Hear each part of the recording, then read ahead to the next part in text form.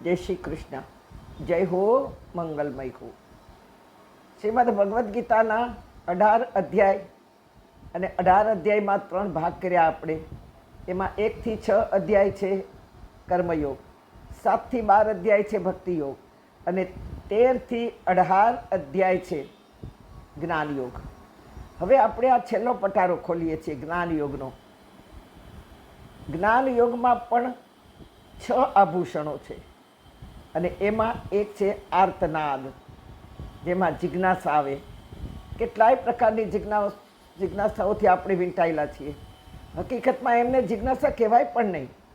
બોમ્બેથી બેંકોકમાં luxury વસ્તુઓનું ક્યાં cell લાગ્યું છે, આવું બધું ઘણાને બહુ જ ખબર હોય. આ જિજ્ઞાસા નથી, આ તો નવરા બેસી અને ફ્રી કાર્ય વગરની ટાઈમપાસ કરતી વ્યક્તિનું કામ છે. કોના ઘરમાં શું ચાલે, કોણ સુખી છે, કોણ દુઃખી છે, કોને એકબીજા સાથે બન્યું છે, કોણ ઝઘડ્યું છે, કોણ કોર્ટે ચડ્યું છે, કોણે શું પહેર્યું, ક્યાં ગયા હતા, શું વાતો કરી, આ બધા જ નવરા નાથાઓના કામ છે. આ બધું જ જિંદગીના શ્વાસોશ્વાસ વેડફવાનો ધંધો છે, જેમાં મળવાનું કાંઈ જ નથી. ઉલટું શરીરની શક્તિ, ઉર્જા, સ્મૃતિ ગુમાવવાનો ધંધો છે. સતત ખાવા પીવા, પહેરવા, પાર્ટીઓમાં જવું, ટાઈમપાસ કરનારાઓને ખબર નથી કે જીવનમાં શું ગુમાઈ રહ્યું છે, કે જે કદી જ પાછું આવવાનું નથી. આ જિંદગી છે એ પેસ્ટ જેવી છે.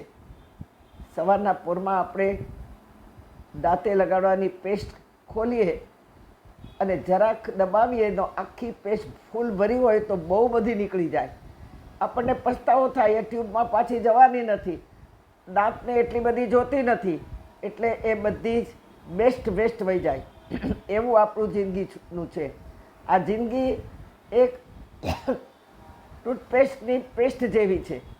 કેટલીક ક્ષણો આપણી એમને બરબાદ થઈ ગઈ, વહી નથી ગઈ, બરબાદ થઈ ગઈ છે. પારકી પંચાત કરવામાં, ઊંઘવામાં, વૈખરી વાણી વાપરવામાં, જીવ બાળવામાં, ગોસિપ કરવામાં, ભોગો ભોગવવામાં, કેટલા બધા શ્વાસોશ્વાસ આ પેસ્ટમાં રહેલી પેસ્ટ જેમ વધુ નીકળી જાય તો નથી દાંતને જોતી, નથી ટ્યુબમાં પાછી જતી, એમ આપણી જે દબાઈને નીકળી ગયેલી ક્ષણો કદી આપણા આયુષ્યમાં પાછી જવાની નથી, કે જેને આપણે વાપરી ન શક્યા.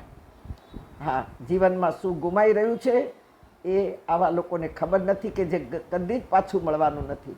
બાકી તમે માર્ક કરો કે કોઈ વાત કાલે કરીશું, આપણે કોઈને કહીએ ને કે આમ શું, તો કે વિચાર કરીને કાલે વાત કહીશ, કાલે જવાબ દઈશ, કાલે જવાબ દઈશ.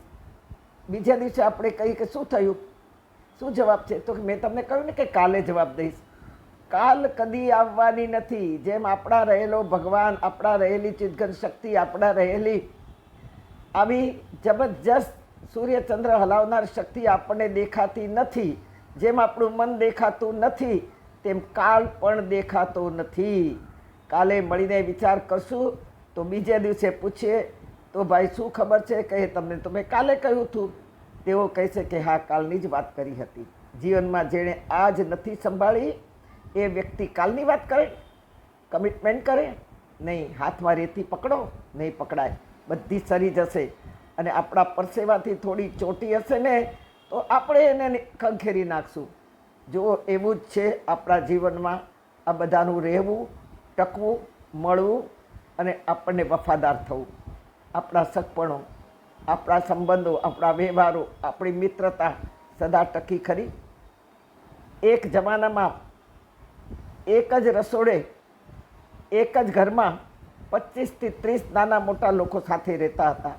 2-3 ભાઈઓનો વસ્તાર, જુવાન દીકરીઓ, આ બધાના લગ્નો, બધું આ એક જ ઘરમાં થયું. આજે બધું જ વેરાઈ ગયું, બધું વિખાઈ ગયું. રહ્યા માત્ર 2 વૃદ્ધો. મેં આ અનુભવ્યું છે અને નજરે જોયું છે. સગાઓમાંથી સગપણ ચાલ્યું ગયું. હા, સંબંધો હલી ગયા. કાળે કરીને સંબંધો પણ ભૂલાઈ ગયા. મિત્રોમાં ખટાશ આવી ગઈ. અડધા ઉપર ગયા ને રહ્યા તે બોલવા જેવા ન રહ્યા. સાધ્ય આપણે પ્રભુ સુધી પહોંચવાનો પ્રયત્ન ક્યારેય નથી કર્યો. હા, આ બહુ જ ભયંકર વાત છે. જીવવું છે તો ભગવાન પાસે આપણે માગવાનું છે, કારણ કે આ એક જ ચિદઘન તત્વ છે કે જે આપને આપી શકશે. સંસારના સંબંધો સર્પોની જેમ સરકે, પરિતાપના પ્રવાહોમાં મન અમારું ભટકે. શ્રદ્ધાના પુષ્પ ખીલવો, શ્રદ્ધાના પુષ્પ ખીલવો, જીવનની વાટિકામાં આ જગ તમારું ભગવન. મહેમાન અમે તમારા, જેમ રાખશો અમોને, રહેશું થઈ તમારા, આ જગ તમારું ભગવન.